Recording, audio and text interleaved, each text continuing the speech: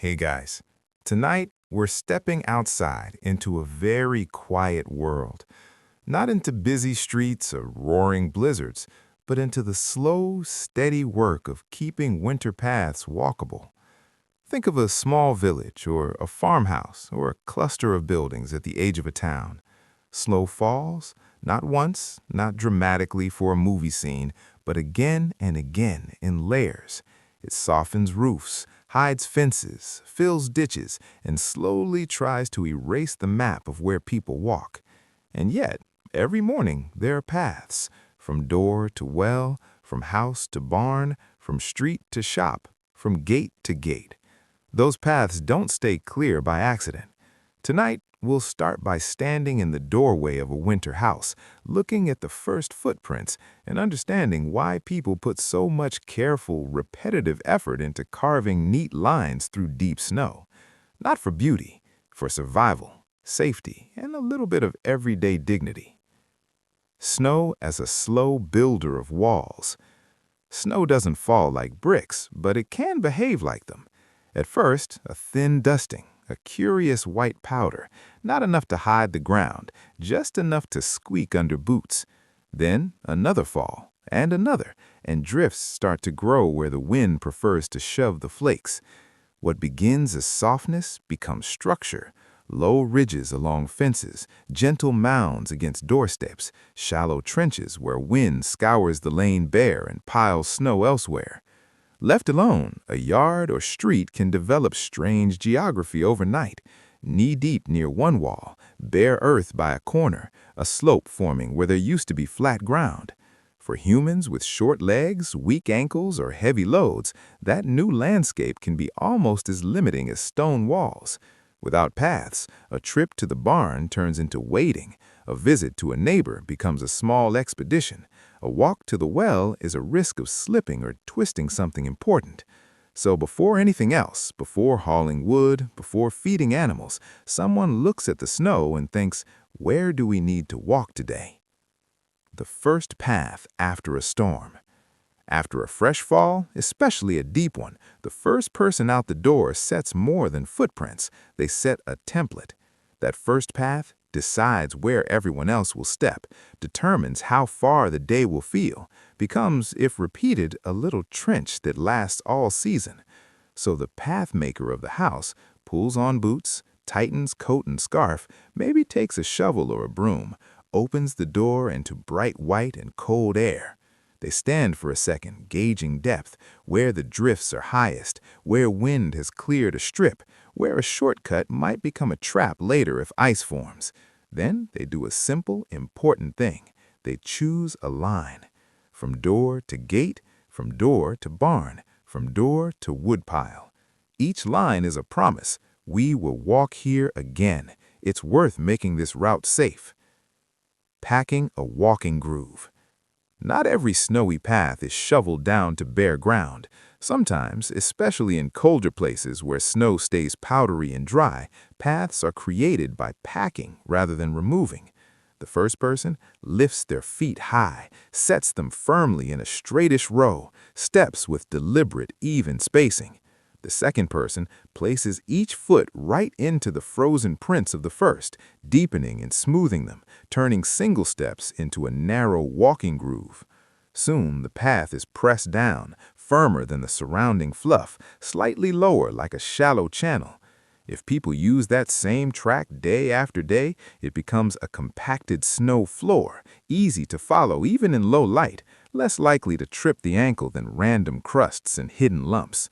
From the air, it would look like a white field scratched with thin, purposeful lines. From ground level, it feels like a series of safe stones across a cold river. Shovels, brooms, and bare steps. In wetter, milder winters or places where thaw and refreeze are common, packing isn't enough. Snow that is repeatedly walked on and partially melted can turn into ridged ice, slippery lumps, uneven surfaces.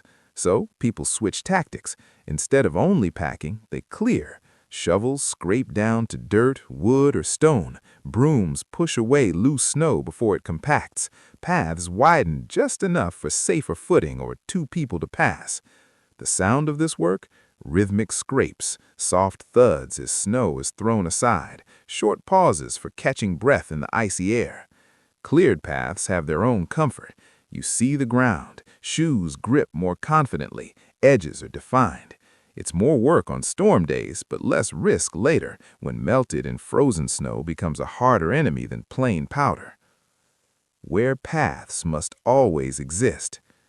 Every house or group of houses has non-negotiable paths, routes that must stay open no matter how often snow falls. These usually include door to woodpile. Firewood is heat. Without this path, the house goes cold. Door to water. Well, pump, stream, or shared cistern. No path, no drinking water. Door to animals. Barn, stable, coop. Animals depend on humans to reach them. Door to privy or latrine, less glamorous but essential for health and dignity. Door to the street or main lane, connection to the rest of the world, however small. Around these anchor points, other paths branch out, to neighbors, to fields' edges, to storage sheds, to smoking houses or cellars. But when storms are frequent and energy is limited, these secondary paths may be let go for a while. The essentials remain. Winter teaches a house to prioritize. It is better to have 3 clear paths we can trust than 10 half-cleared ones we're afraid to use. Who makes the paths? The work of keeping snow paths walkable often falls to the strongest in the house, those who must go out anyway to feed animals, fetch wood, sometimes younger people bursting with energy, sometimes older ones who know exactly where to clear so the least effort does the most good. In many households, adults cut the main lines, children stomp along behind, widening and smoothing. Everyone learns early which footsteps to follow. You might see a parent walking ahead with a shovel, a child carefully stepping only where the adult has stepped, another child trailing with a broom, brushing stray powder off the cleared strip. It's work, but it's also a lesson. This is how we make the world usable in hard weather. The edge of the path, where risk begins. On either side of a well-used path, snow gathers into gentle walls.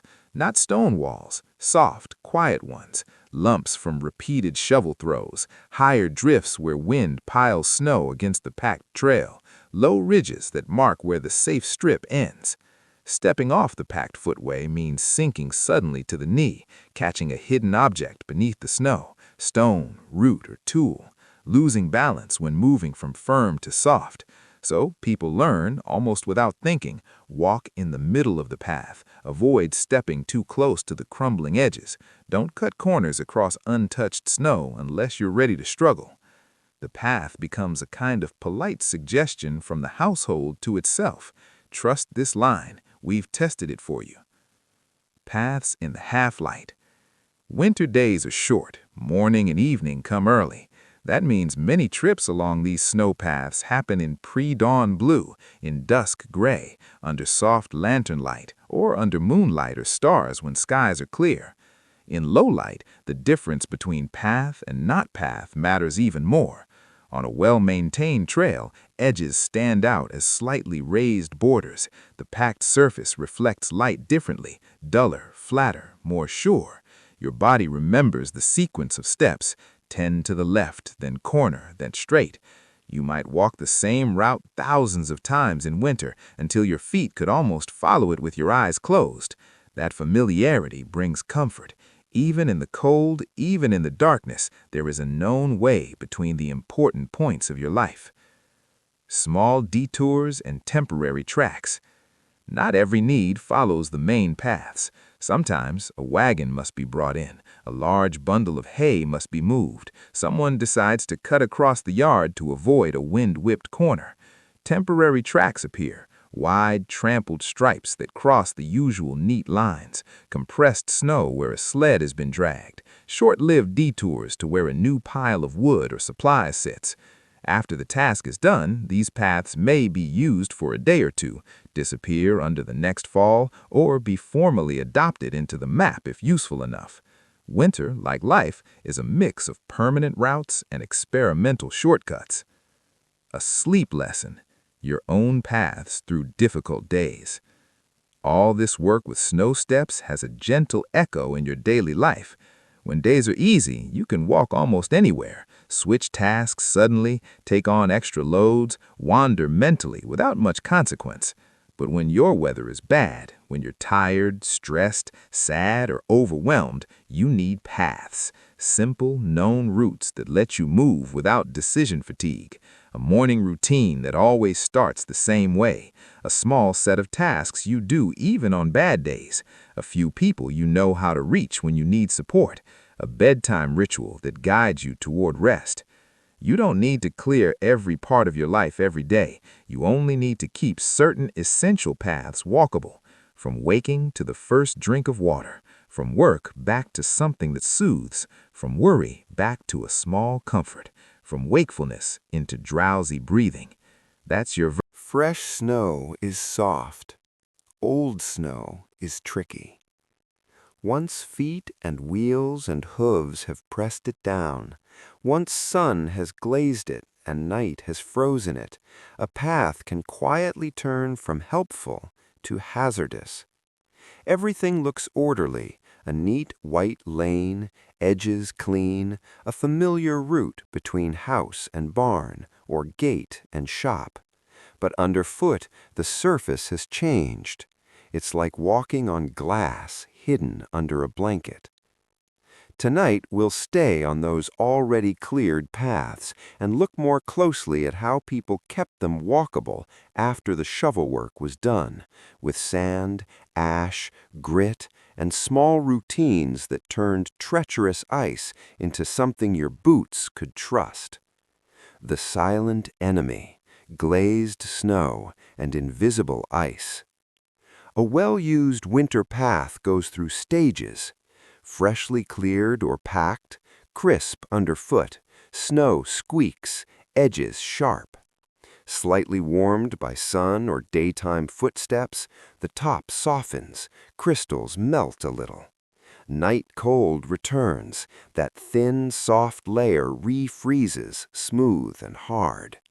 Repeat this cycle for days, and you get glistening, compacted banners of snow, patches where meltwater has run and frozen into sheer ice, ruts and shallow grooves that catch a heel. In full daylight, you might see the sheen and tread carefully. In early morning blue or lamplit evening, it all just looks pale. Many winter injuries happen not in blizzards, but on beautiful, clear days when the sky is blue, the air is cold, and the path is a little too polished. So people invented a simple idea. If the snow is going to turn to ice, give it teeth. Sand, little stones that bite the ice. One of the oldest helpers is sand, cheap or free in many places, easy to store in barrels or sacks, simple to spread by hand, scoop, or shovel. On a glazed path, a scattering of sand falls into tiny grooves and cracks, clings to the ice surface, gives boot soles something to press against, breaks up the smoothness that makes feet slip. You might see someone scoop sand with a tin can or small shovel, walk slowly along the path, shake or toss handfuls ahead of their feet, paying extra attention to corners, steps, and slopes. The sound changes underfoot, from slick hush to a soft, crunchy whisper. In spring, much of that sand will end up swept away or mixed into mud, but all winter long, it's one of the easiest ways to turn a dangerous mirror into a textured, forgiving surface. Ash, the hearth's contribution to the path. Where fires burn, ash appears. Every hearth, stove, or firebox produces fine, gray, powdery remains of wood or coal, sometimes with tiny charcoal bits mixed in. Instead of throwing ash far away, many households kept some for the paths, in buckets outside the door, in a barrel near the woodpile, in a covered bin by the back step. Sprinkled on icy patches, ash darkens the surface, making slippery spots easier to see, adds a slight grit underfoot, absorbs a little sun and warmth, helping ice soften faster in daylight. It's not as sharp or grippy as sand, but it's always available in winter where wood is burned. You might see a person with a small metal bucket, gloved hand dipping in, flicking ash in a light speckled arc over the worst spots, pausing to add more at an incline or near the well, tapping the bucket's rim when done. By morning, a path dusted with ash looks like faint gray lace on white. Ugly to some eyes, perhaps, but very beautiful to the ankles. Cinders, gravel, and whatever was at hand. Not every place had fine sand or plenty of ash, so people used what they had.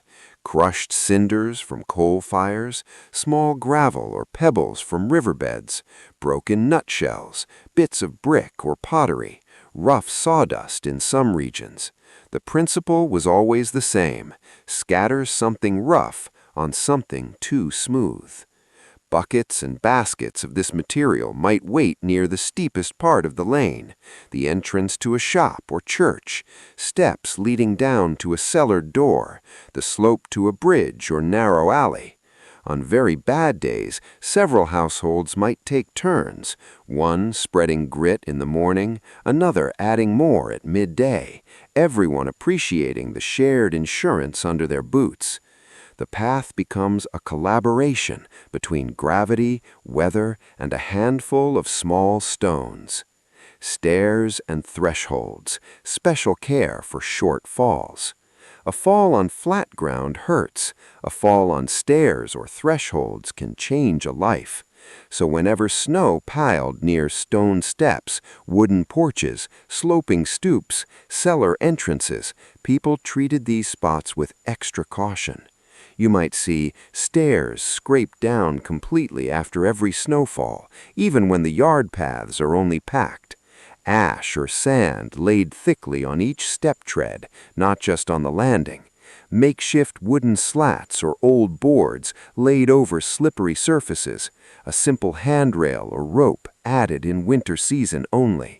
At thresholds, the little rise between outside and in, people often keep those few inches cleared to bare material, knock boots carefully before crossing, place old mats or straw across the inside just past the door, sweep and re-sprinkle sand frequently. These small transitions matter. Most journeys, long or short, begin and end with a step over a threshold. Making that step safe is like anchoring a rope at both ends of a climb. Ruts, tracks, and why sometimes you flatten again. Paths used by carts, sleds, or wagons can develop deep ruts, two frozen channels where wheels or runners pass, higher ridges of packed snow between. At first, ruts help guide wheels, but later, turning a foot sideways into one can twist an ankle. Stepping on the ridge between can lead to slipping into the trench. Meltwater can gather in ruts and freeze and make them worse. So sometimes, snowkeepers must do something that feels backward. They break the path they've made. With shovels or broad pushers, they chop down the highest ridges, fill in the lowest channels with scraped snow or added grit, spread everything more evenly. It's tiring work. For a while the path looks messier, but then footsteps find a more level surface. Grit laid on top works better. Wheels no longer get trapped in sharp grooves. It's a little like smoothing out a bad habit. You disrupt what your body has learned so you can teach it a safer pattern. Daily checks, slippery spots that come back. Just as snow keeps falling, ice keeps forming. No matter how well you sand or ash a path, there are places that always try to revert. A small dip where meltwater collects, a patch near the eaves where dripping turns to ice beads, a slope that catches sun by day and freezes faster by night, the spot where warm boots first hit cold ground outside the door. Over time, people maintain a mental map. That corner always ices. The path by the barn door is treacherous after sunset. Under that gutter, we must always throw extra sand. The daily ritual? Walk the path. Feel small slips. Note them. Bring grit or ash on the next pass. It's not a one-time fix. It's maintenance, as soft and steady as sweeping a floor. When to close a path? For now. Some paths, despite all effort, become more trouble than they're worth. A steep shortcut, a side route that rarely needs using, a back entrance overshadowed by trees that drip and ice. In those cases, winter wisdom sometimes says, don't fight this one. People might stop sanding that route, let it fill with snow, block it with a small barrier, a board, a branch, a sign. Tell the household, not this way until spring. Focusing limited grit and energy on essential routes is part of the craft. Better one safe main path than 3 risky alternatives. The snow itself helps enforce the closure. It builds a higher, softer wall over the unused track, gently steering feet toward the maintained route. A sleepy lesson, adding grit to slippery thoughts. All this scattering of sand and ash has a quiet echo inside your mind. Some thoughts are like steep, icy spots, worries that keep you looping, self-criticisms that appear in the same mental corner again and again, what-if spirals where you frequently slip. You may not be able to melt them completely tonight, but you can give them less grip on you by adding small bits of grit. A small fact. I've handled similar days before. A grounding detail. Right now, I'm just lying in a bed under a blanket. A winter path isn't only about what's under your feet, it's also about what you can see. In clear weather, a packed lane across the snow looks obvious, pressed down, a different texture, maybe dusted with sand or ash. You follow the line easily from door to barn, from gate to street. But winter doesn't always offer clear weather. Sometimes snow falls sideways. Sky and ground blur into the same gray-white. Wind picks up old snow and throws it back into your face. The world becomes a moving curtain where edges dissolve. On those days, even the best-maintained path can vanish from sight in a blink. Tonight, we're going to stay on that same snowy ground, but lift our eyes up. We'll look at posts, ropes, stakes, trees, and tiny landmarks that helped people keep their winter paths walkable, not just underfoot, but in their minds, even when the horizon disappeared. When the world has no horizon. A heavy snowfall can feel cozy when you're looking out from inside. Flakes drifting, roofs softening, everything muted. But step into a full winter storm and the softness changes. The sky is a uniform pale. The ground is the same color. Edges blur. Fences, roads, and fields all soften. Snow fills the air between you and the world, hiding distance. On those days, your brain loses its usual anchors. No clear line where land meets sky, no sharp shadows, familiar shapes muffled and rounded. You may only be walking from the front door to the barn, a distance you could cover blindfolded in summer. Yet suddenly, the simple question, which way, becomes serious. Paths cleared yesterday may now be invisible hollows. The safe route and the deep drift look identical from eye level. People who live with such winters learn a quiet truth. A path you can't see is almost as risky as no path at all. The first marker, one post in a sea of snow. The simplest answer to a disappearing path is a single, tall thing that snow can't quickly swallow. A post, a stake, a tall fence corner, a tree trunk kept clear of lower branches. Near important transitions, like where a yard meets a lane or where the path turns sharply, someone might set a sturdy wooden post, painted or wrapped with something dark, tall enough to show even after several storms.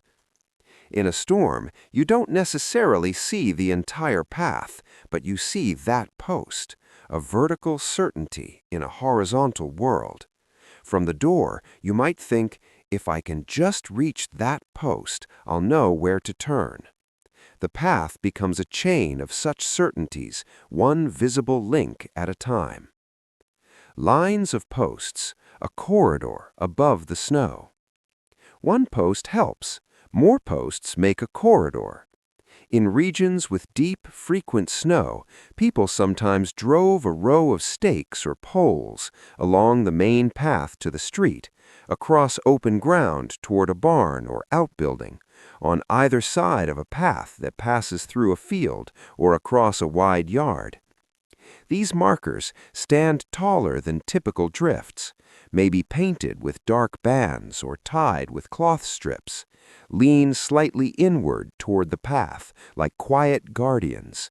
From a distance, they form two dotted lines across the white. A simple above-ground sketch of the invisible footway between them. In good weather, you hardly notice. You follow the packed snow underfoot. In bad weather, the posts emerge as the primary map, and the snow under you follows their lead. Guiding ropes, holding on when the wind pushes. Sometimes visibility isn't the only problem. Strong wind can literally push you off a path. Sideways gusts, drifting snow piling at your ankles, ice underfoot combined with sudden shoves. To fight that, some households and farms strung ropes between fixed points, from house to barn, from door to well, from building to building in a courtyard cluster. The rope might be a thick, rough line that gloved hands can grip, fixed at chest or shoulder height, tied securely to posts or building corners. In a storm, a person leaving the house steps into the spin of snow, reaches out with one hand, finds the rope and holds it, walks along it like a rail, step by step. Feet may not see the path, but the body is attached to a safe line. Your world shrinks to the reach of your arm and the firmness of your grip. Children are taught early, in the worst storms, don't walk free, hold the rope. Landmarks you carry in your memory.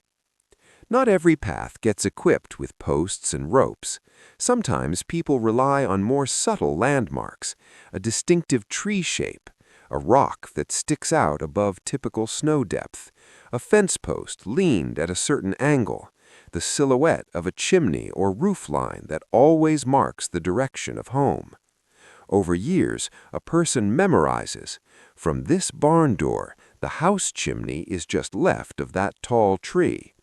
If I can see the edge of that shed roof, I know I'm aimed correctly.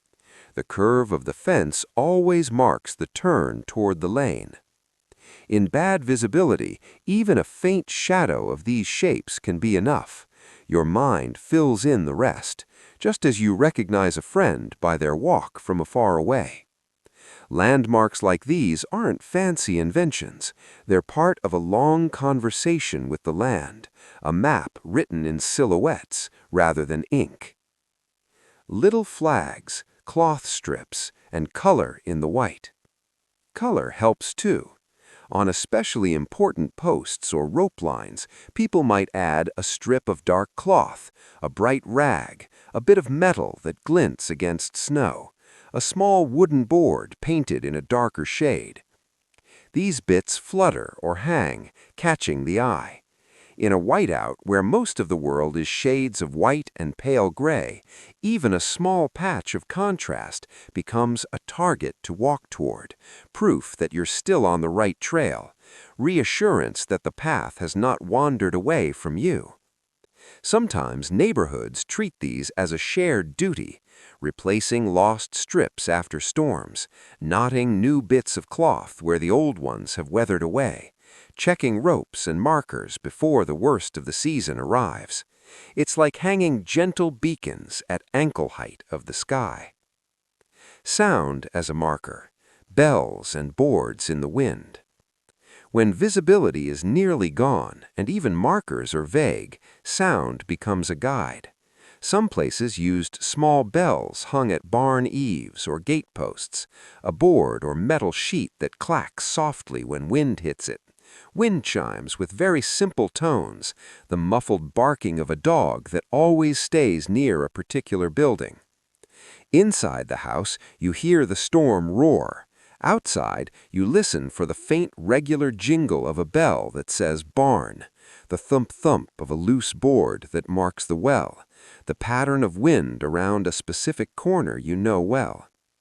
Following sound is tricky. The storm can bend and carry it. But combined with rope lines, landmarks, and the feel of the path underfoot, it becomes another thread in the safety net. The path is no longer just a trail in the snow. It's a web made of sight, touch, and sound. Night lanterns and windows that call you home. In long winters, darkness arrives early, so households used light as a path marker too. Lanterns hung near doors, candles placed in windows facing the yard, a lamp kept burning by the barn entrance during late chores. From the snow path, you might look back and see the warm rectangle of home. Look ahead and see a smaller, steadier light at the barn. Use those two glows as points between which your path must run. Even when snow and wind blur the distance, hints of light guide your instinct, reassure you that you're not wandering off into fields. Give your mind something warm to return to with each turn of the shovel or each armful of hay. The path becomes not just a line on the ground, but a bridge of light between tasks and shelter. Erased prints and trusting the structure. In the heaviest storms, you might step outside and see that all footprints are gone. Dunes where your straight walkway used to be, the rope sagging under new snow weight, posts wearing soft caps of white. The fine detail has vanished, only the structure remains. The knowledge of where posts stand, the memory of where the rope leads, the certainty that if you follow them, the ground beneath you will still be there. Sometimes you have to walk a path you can't see at all, trusting only what you built before the storm, what your So far, we've talked about clearing paths, packing them, sanding them, and marking them. But every time you move snow off a path, it doesn't disappear. It has to go somewhere. Shovelful after shovelful, day after day, storm after storm, the white that once fell gently from the sky becomes something else. Piles, walls, banks, mounds built by human hands. And those piles matter. Put them in the wrong place and they send meltwater back onto your path, collapse onto walkways, block doors, hide hazards, or narrow lanes to the point of danger. Put them in the right place and they protect paths from drifting, shelter animals and plants, give children a quiet winter playground, and slowly melt away without causing trouble in spring.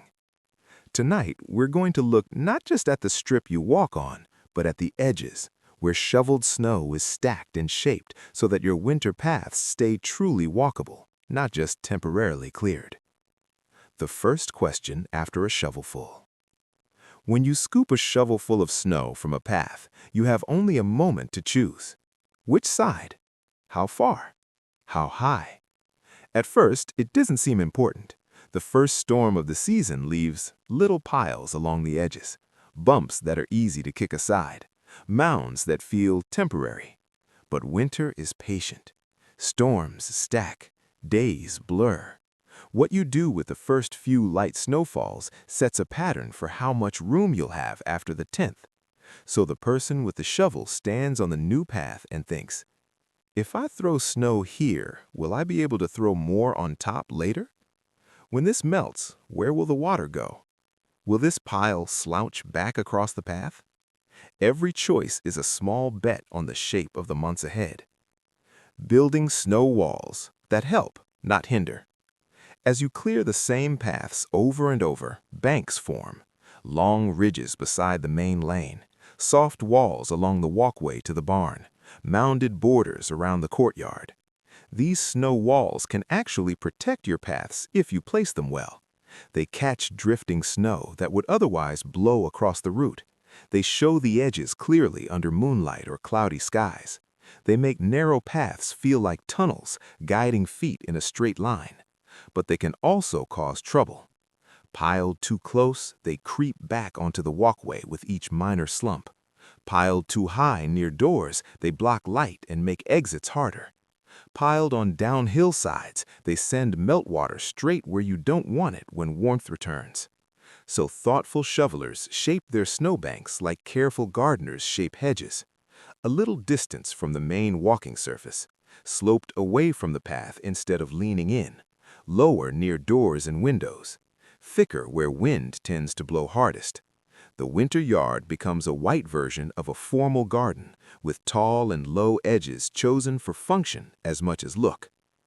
Corners, gateways, and turn pockets. Corners and gateways need special attention. Where a path turns sharply to reach a gate, to skirt a building, to meet a main street, shoveled snow naturally piles in the inside or outside of the turn. If you're not careful, those piles can narrow the corner until you have to twist sideways with a load, create blind spots where you can't see who or what is coming, make it impossible for a cart, sled, or wheelbarrow to pass. So winter smartness says, throw snow slightly past the corner, not right at it. Create a little open pocket where the turn happens. Keep gate posts and hinges free so they can still swing. You might see a neat shoveled space just inside a gate, like a small plaza. Snowbanks kept lower there than along a straight stretch. A turn widened intentionally so two people can pass with buckets. These little widenings are like passing bays on a narrow road. They prevent traffic jams of people in boots and layers, muttering polite apologies while balancing logs or water pails. Where not to pile: wells, doors, and downhill lines. Some places are obvious no-pile zones. Wells and pumps, snow piled too close can slide or drift into the water area, make access awkward, or bury the rope. Main doors, banks built right up against the entrance can trap you if they ice or collapse. Cellar doors, heavy piles can strain hinges or boards, making it dangerous to open later. Windows, high banks steal light when you need it most and make rooms feel like caves. Less obvious is the issue of downhill. When snow melts, gravity will decide where the water flows.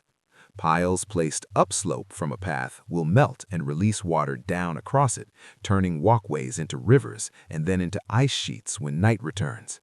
Piles right against walls can feed water into cracks and foundations. Too near barns and sheds can soak floors and bedding. So thoughtful shovelers imagine the thaw while they stack the snow. When this mound shrinks, will it send a stream across our steps? Can I direct the melt toward a patch of ground that drinks it well? Is there a part of the yard where extra wetness is harmless or even welcome? Good snow placement builds a kind of future drainage in white. Communal piles, street edges, and shared work. Move beyond a single yard and you find the wider world. Lanes, alleyways, village streets, town sidewalks. Here, the question, where does the snow go, becomes a community problem. Neighbors must decide where to throw snow from the street side path, how high to pile it at the road edges, where to leave space for carts, sleds, and people to get through. You might see long, continuous banks along the sides of a street, like white walls, careful cut-throughs at gate openings, wider cleared zones near shops, churches, or meeting places, shared shoveled-out spaces at intersections where people cross. Sometimes snow from narrow sidewalks is thrown into the roadway and then later pushed aside again when a cart or town plow comes through. Other times, residents cooperate to build common piles. huge mounds in certain corners where children later climb and adults later curse the slow spring melt. In any case, the rule is simple. Don't build a private mountain that blocks everyone else's way. Children's mountains and the quiet compromise. Children love snow piles. Adults tolerate them, within reason. Once banks grow high enough, they turn into forts, thrones, sliding hills, secret tunnels. You might see little stairways cut into the sides of piles near the house, smooth slides polished by many mittens and boots, dens scooped just deep enough to hide in, snow block walls rising on top of the banks. These structures coexist with the practical paths. Adults step around where they can and occasionally say, "Not on the main path," or "Not where the pile might collapse onto the walkway." A quiet compromise forms. The inner edges of the piles, closest to paths and doors, are kept firm and sensible. The outer faces, away from traffic, become play space. The same snow that protects movement also protects childhood, as long as both sides respect the other's needs. Roof falls and slides when snow comes back down. Snow doesn't only move from ground to pile. Sometimes it moves from roof to ground, all at once. On steep roofs, sun warms the upper layers. Meltwater lubricates the contact between snow and shingles. Gravity waits patiently, then a whole slab may slide. On flatter roofs, snow builds heavy. A warm room below or a rain-on-snow event can weaken the base. Chunks fall unexpectedly from eaves. For paths that run close to buildings, this is important. A nicely shoveled walkway may suddenly be buried not by a blizzard, but by the roof above it deciding to let go. To avoid unpleasant surprises, people avoid running essential paths directly beneath steep eaves if they can. Push snow thrown from paths a little farther from walls, leaving space for future falls. Knock dangerous overhangs down in a controlled way before they fall on their own. Sometimes put simple wooden guards or railings to keep sliding snow from crashing fully onto walkways. The idea is to leave a gap where falling roof snow can land without closing the path entirely. The spring question hidden in winter work. Even while snow is deep and paths are narrow, there's a quiet awareness of spring. Every pile you build is a future puddle, a future muddy patch, a future strip of lingering slush when everything else is green. So some piles are placed over hard-packed or rocky ground that doesn't mind getting soaked, away from doorways and gates, near gardens that will be thirsty when thaw fully arrives, where sun can reach them more easily, hastening their disappearance. Others, if placed in hasty moments, are regretted later. Heaps in shady corners that cling to life while everything else dries.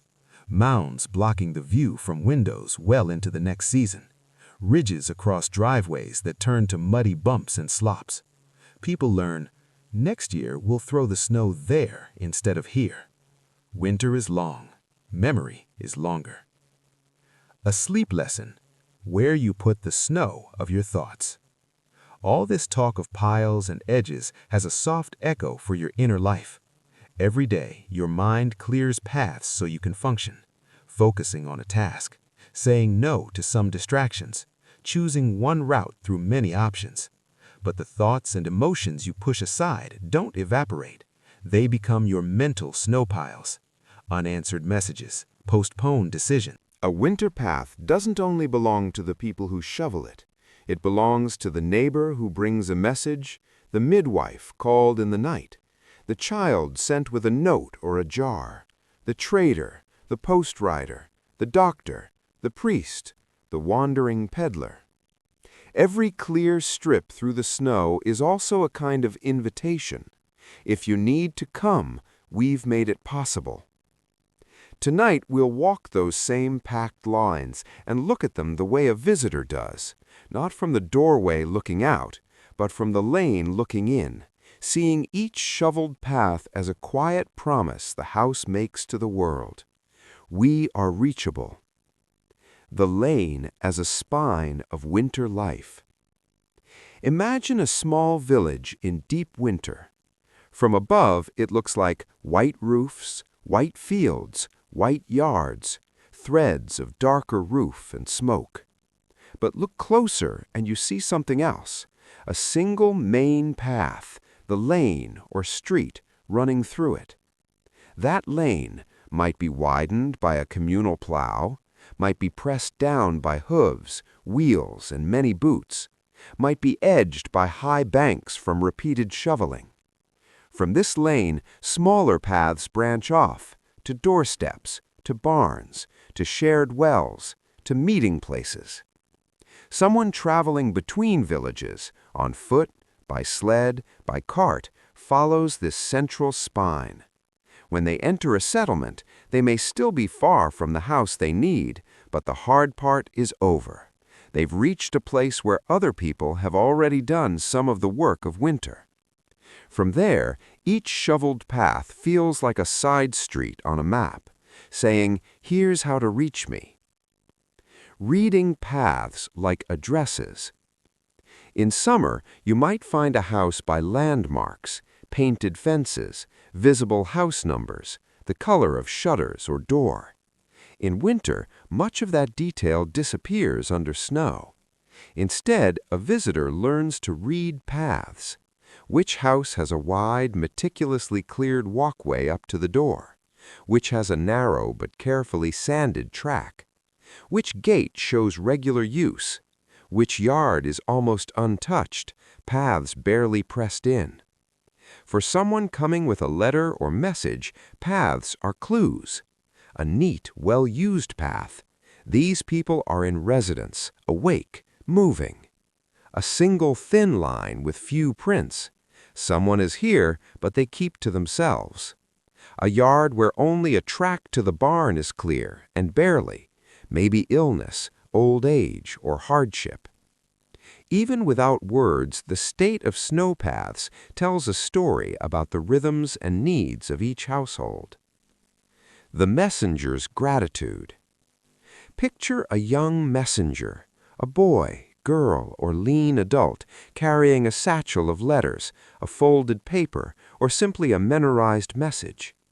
They walk along the main lane, breath smoking in the air. Their boots crunch on packed snow, slide occasionally where the surface shines, brush against banks that rise like soft walls. Their job is already hard, cold, distance, duty. So when they reach a path that is clearly shoveled, sanded in the slick spots, widened enough for easy footing, they feel a burst of simple gratitude.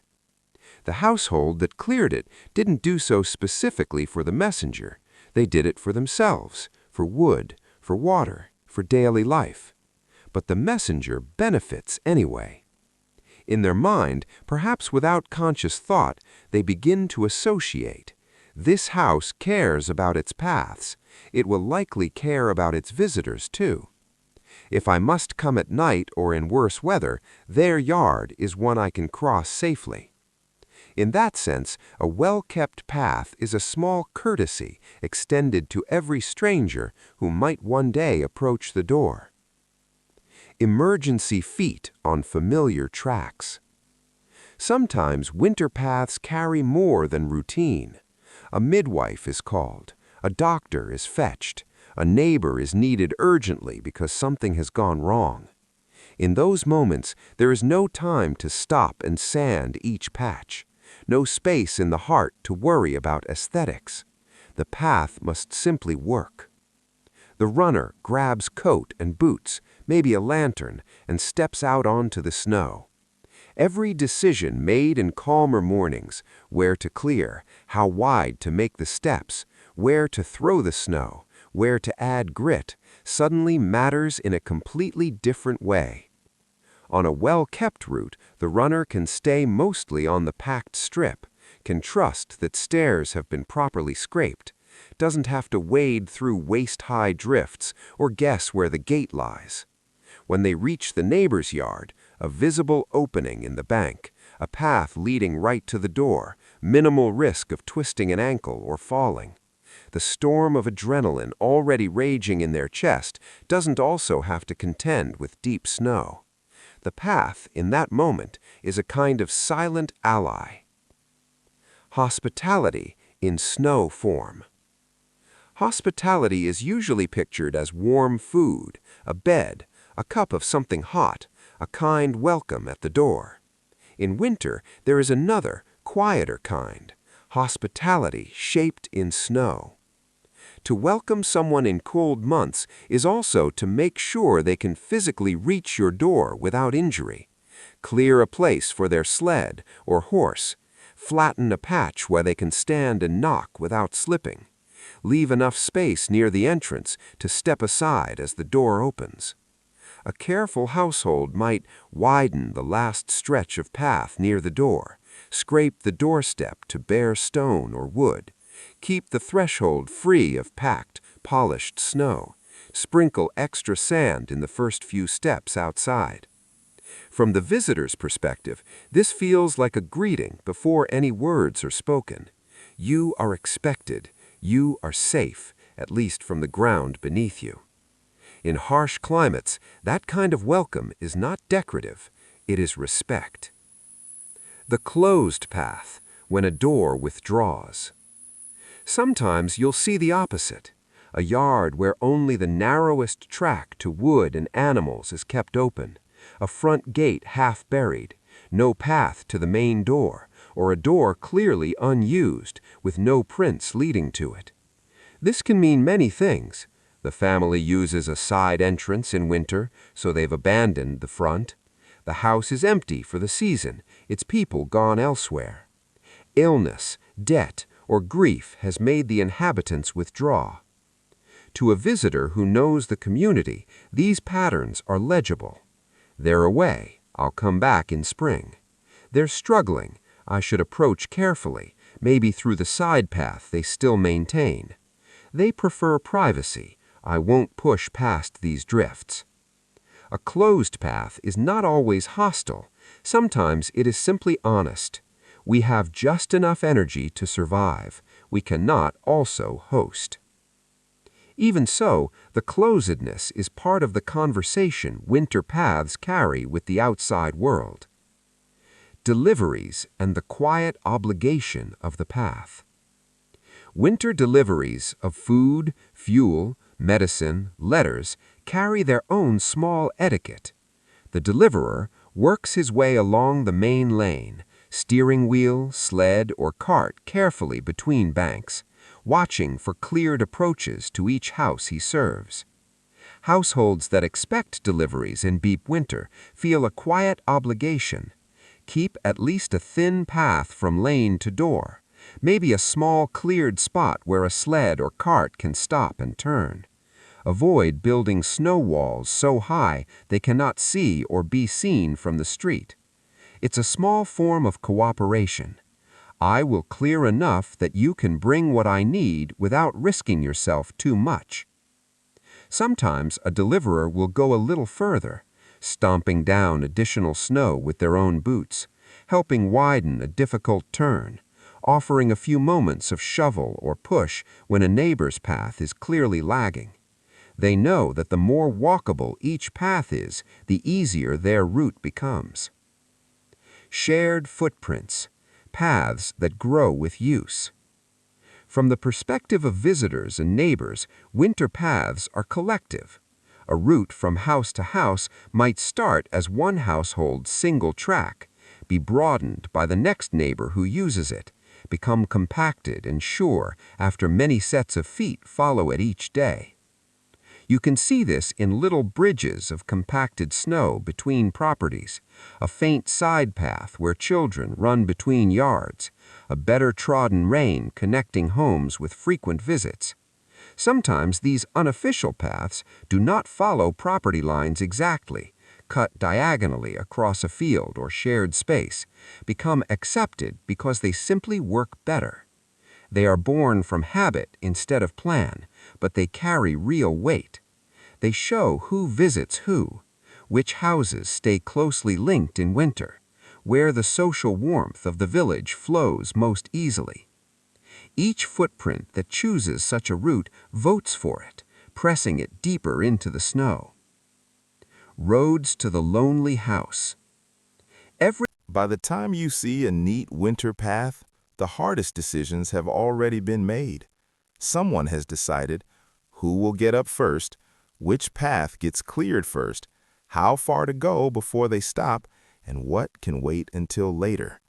This is the quiet choreography of winter mornings, not just shoveling snow, but deciding in what order the world becomes walkable again.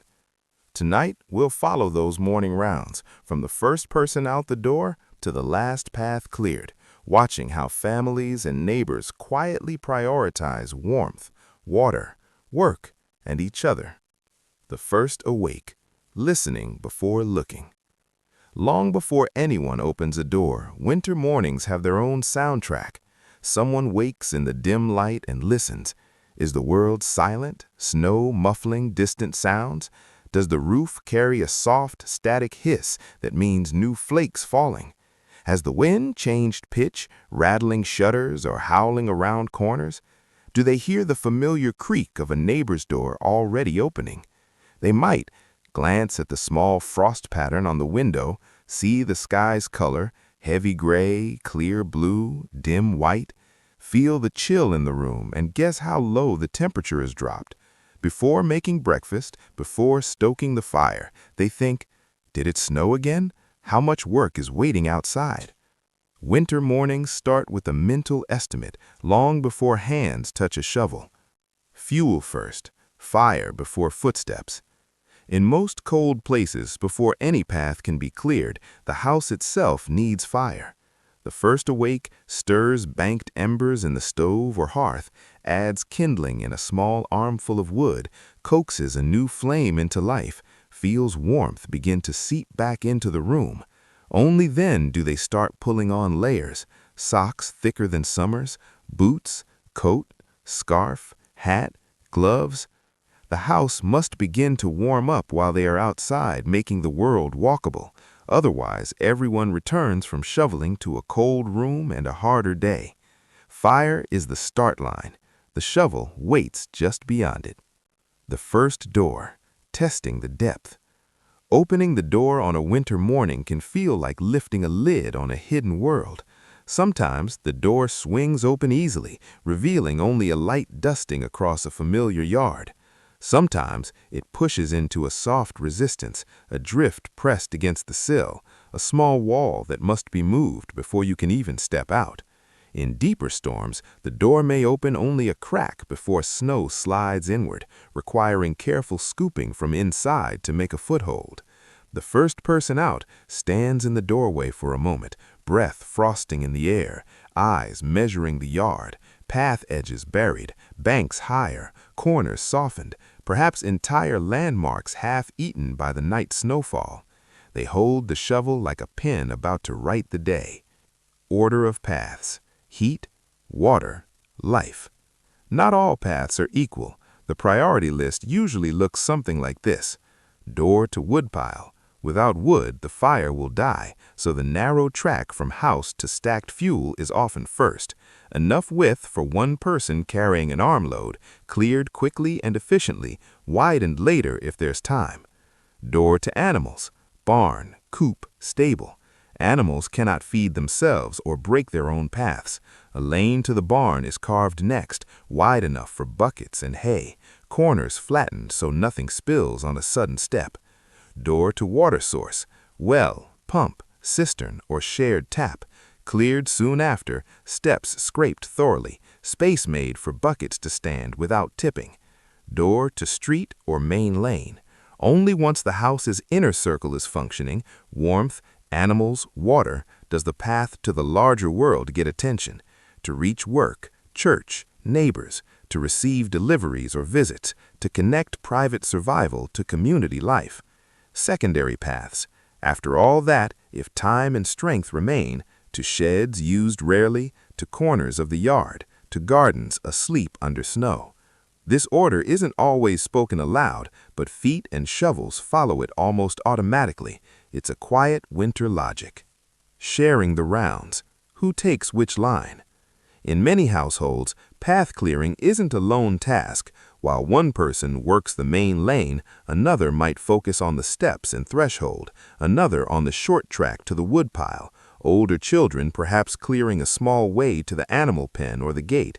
You might see one figure in the near yard pushing snow aside with broad strokes, another further out creating space near the road, tracks already forming as they pass each other in their separate tasks.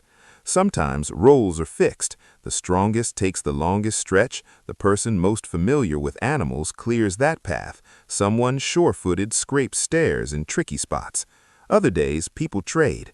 I'll do the barn, you do the gate today. My arms are tired. Winter work becomes a quiet rotation, each person taking a piece so no single back carries every drift. Neighbor lines, meeting at the edges. Where two properties meet, shovels often meet as well. One person clears from their door to the shared lane, another from theirs, their cleared strips touching or overlapping like a kind handshake.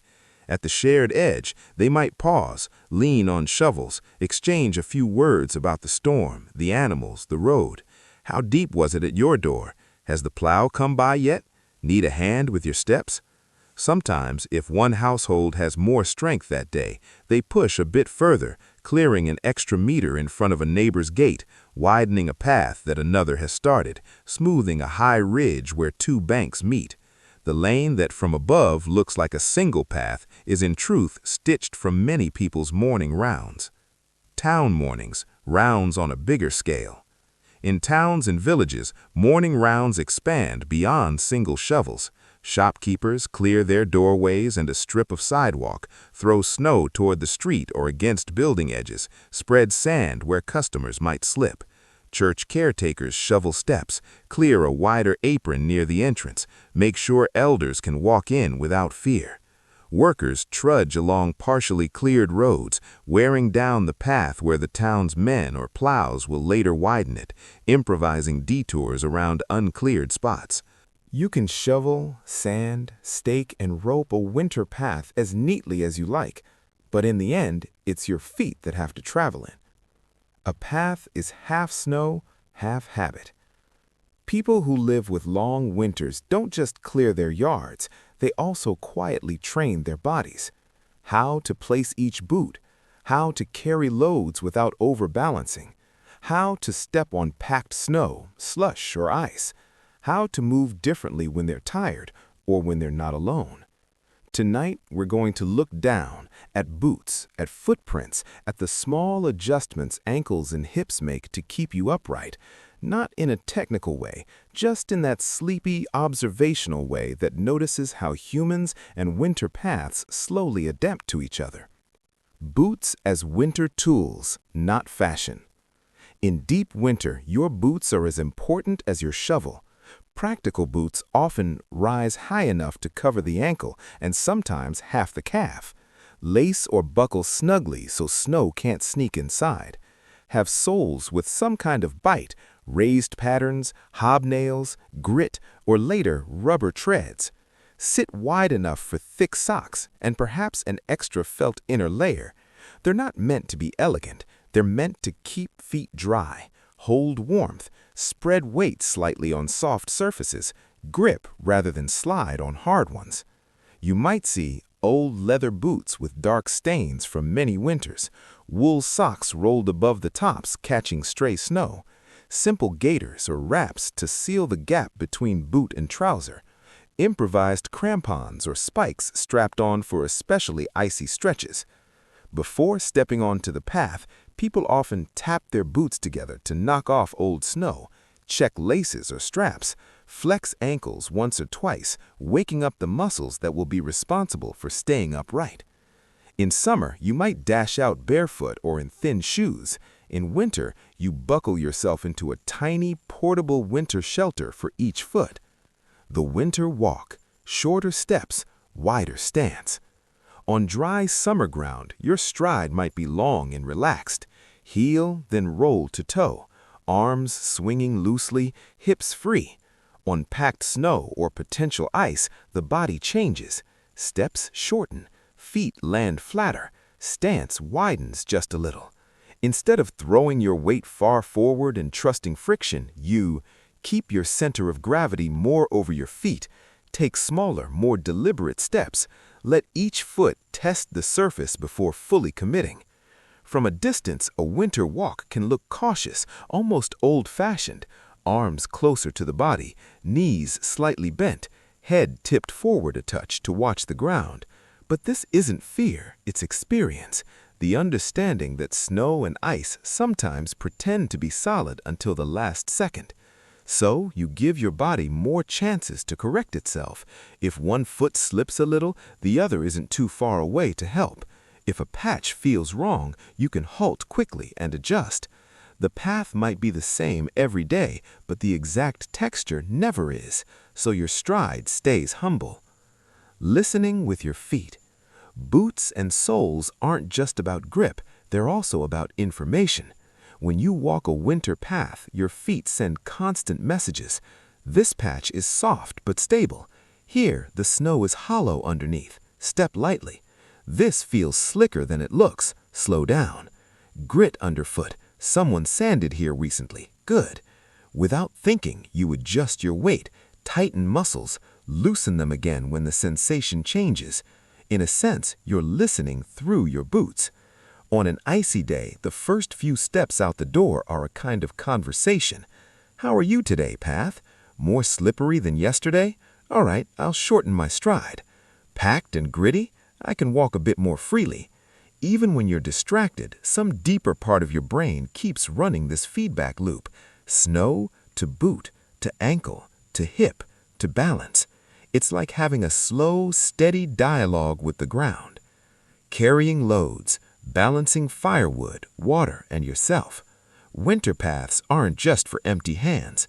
People use them while carrying heavy armfuls of wood, buckets of water, baskets of feed, sacks of grain or supplies.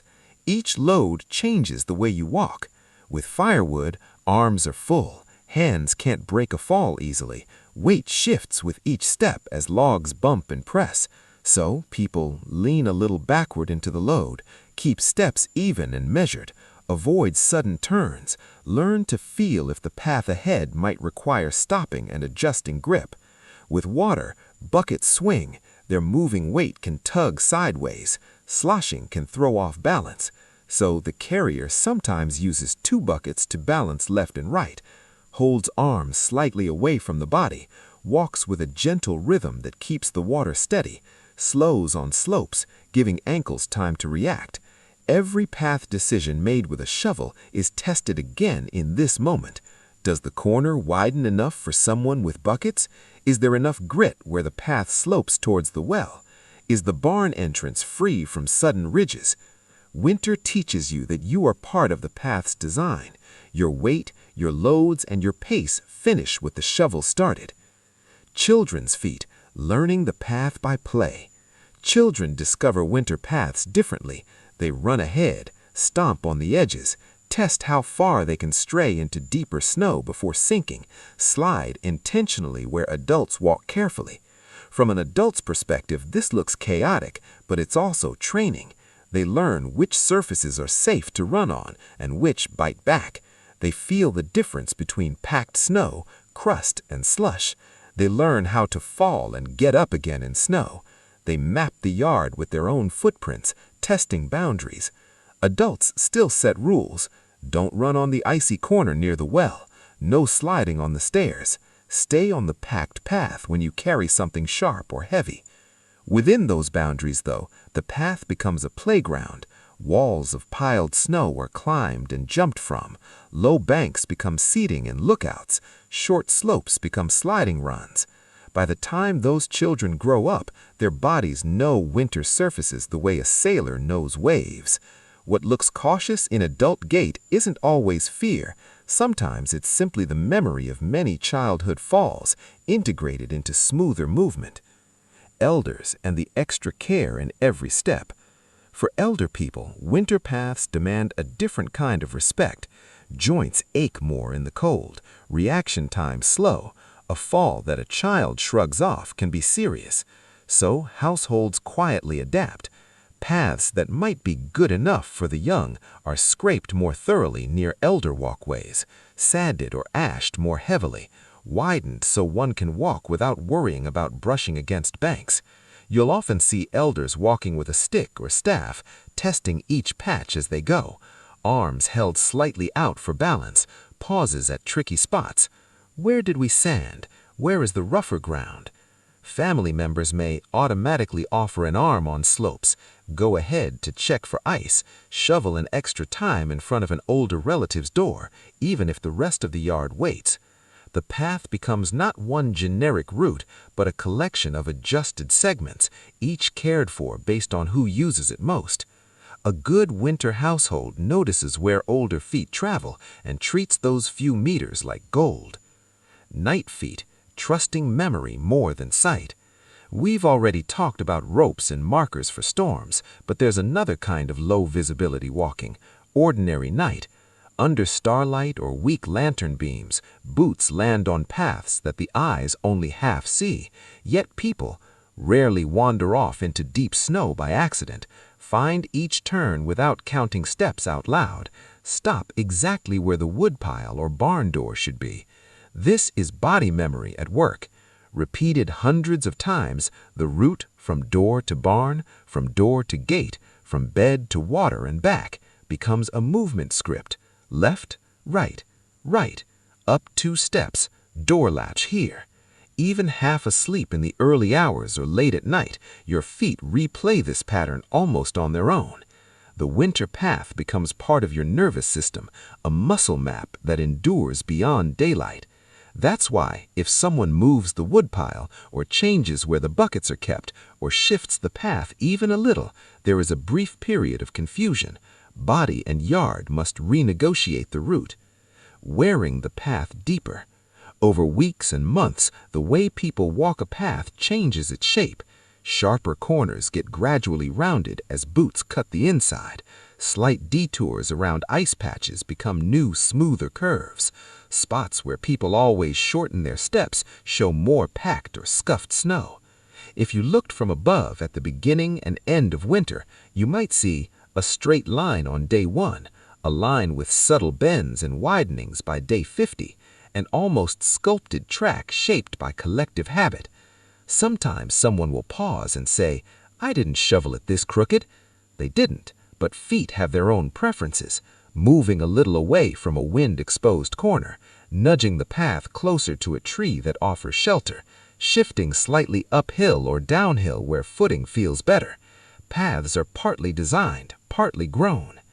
A sleep lesson, how your mind learns safer steps. All this talk of boots and body memory has a quiet echo in your inner life. At first, when you're dealing with something difficult, every step feels risky. You overthink where to put your mental feet. You might stumble into